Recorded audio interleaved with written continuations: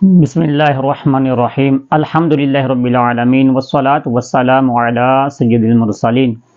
حضرات محترم، اعتکاف کے بارے میں آج ہم انشاءاللہ عز و جل کچھ گفتگو فرمائیں گے۔ خوش نصیب اعتکاف بیٹھیں گے اسلامی مسجد میں اور اسلامی بہنیں اپنے گھروں میں اعتکاف بیٹھیں گی۔ اعتکاف جو ہے نا، یہ پرانی عبادت ہے۔ اللہ تعالیٰ قرآن پاک میں پارہ نمبر سورۃ البقرہ آیت نمبر 125 میں اللہ تعالیٰ کا فرمان ہے، وَعَاهِدْنَا إِلَىٰ إِبْرَاهِيمَ وَإِسْمَاعِيلَ أَن طَهِّرَا بَيْتِيَ لِلطَّائِفِينَ وَالْعَاكِفِينَ وَالرُّكَّعِ السُّجُودِ۔ ترجمہ کنز ایمان۔ ترجمہ قرآن پاک کا جب بھی پڑھیں تو کنز ایمان سے پڑھیں، کیونکہ یہ ایک عاشق رسول کے قلم سے لکھا گیا ترجمہ ہے۔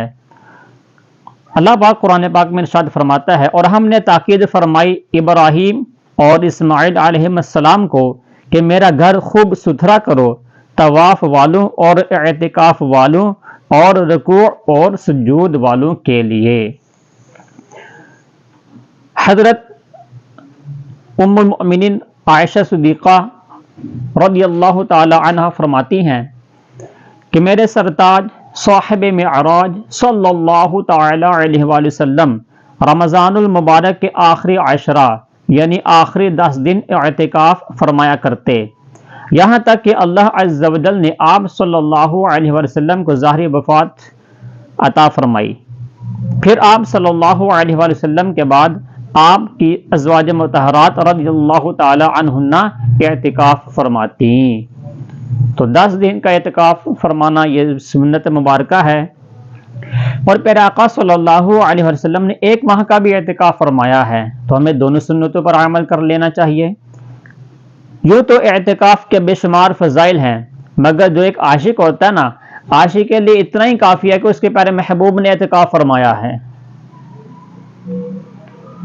یہ تصور ہی ذوق افزا ہے کہ ہم پیارے پیارے آقا مدینے کے تاجدار صلی اللہ علیہ وسلم کی ایک پیاری پیاری سنت پر عمل کر رہے ہیں۔ عاشقی کی تو دھن ہی یہی ہوتی ہے کہ فلاں فلاں کام ہمارے پیارے آقا نے کیا ہے، بس اسی لیے ہمیں بھی کرنا ہے۔ مگر عمل کرنے کے لیے یہ ضروری ہے کہ ہمارے لیے کوئی شرعی ممانعت نہ ہو۔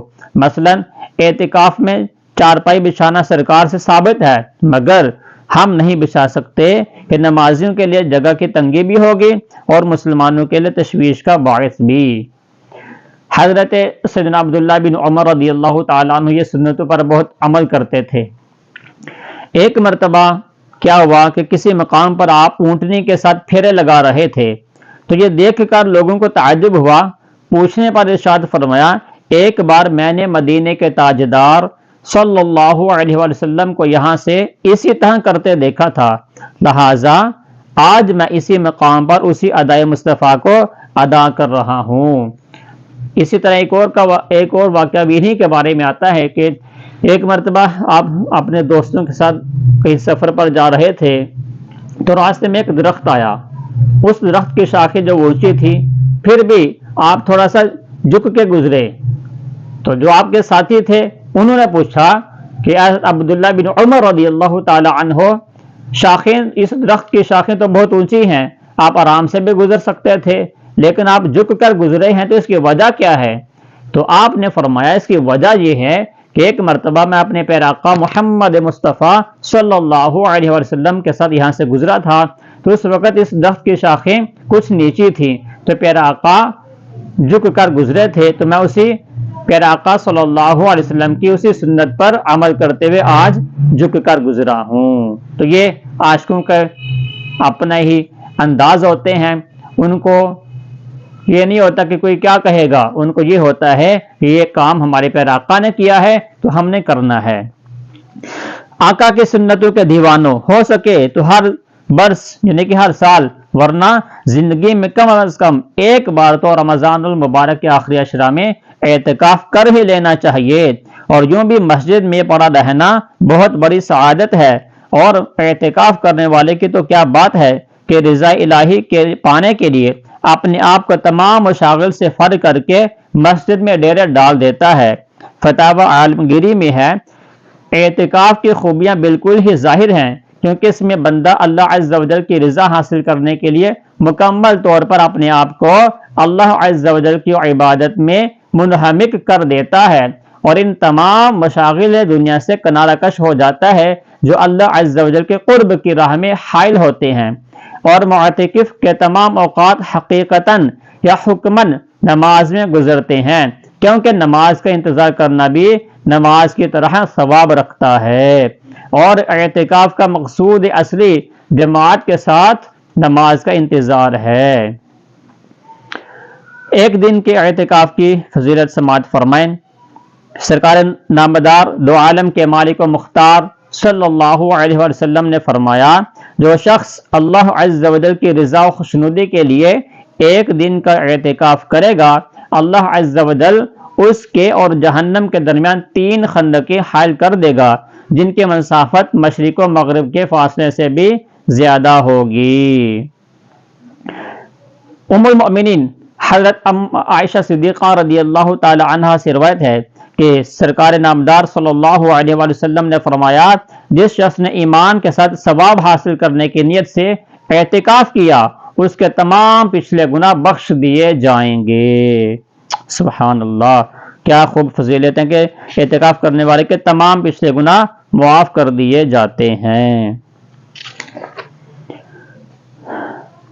امیر المؤمنین حضرت مولا کائنات حضرت علی رضی اللہ تعالی عنہ سے روایت ہے کہ محمد مصطفیٰ حبیب کبریا صلی اللہ علیہ وسلم کا فرمان ہے، جس نے رمضان المبارک میں 10 دن کا اعتکاف کر لیا، وہ ایسا ہے جیسے 2 حج اور 2 عمرے کیے۔ اب دیکھیں، اعتکاف کرنے والے کو 2 حج اور 2 عمروں کا ثواب عطا کیا جاتا ہے۔ حضرت سیدنا عبداللہ بن عباس رضی اللہ تعالی عنہ سے روایت کہ سلطان ذیشان اور رحمت عالمیان صلی اللہ علیہ وسلم کا فرمان تحفظ نشان ہے، اعتکاف کرنے والا گناہوں سے بچا رہتا ہے اور اس کے لیے تمام نیکیاں لکھی جاتی ہیں جیسے ان کے کرنے والے کے لیے ہوتی ہیں۔ کیا بات ہے، ماشاءاللہ، مرحبا۔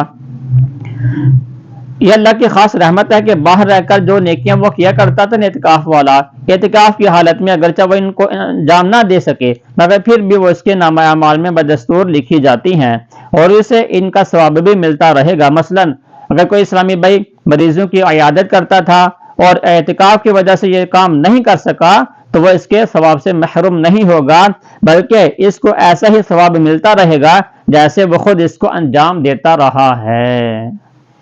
حضرت سیدنا حسن بصری رضی اللہ تعالی عنہ سے منقول ہے کہ معتکف کو ہر روز 1 حج کا ثواب ملتا ہے۔ اب آپ اعتکاف کی تعریف بھی سماعت فرمائیں۔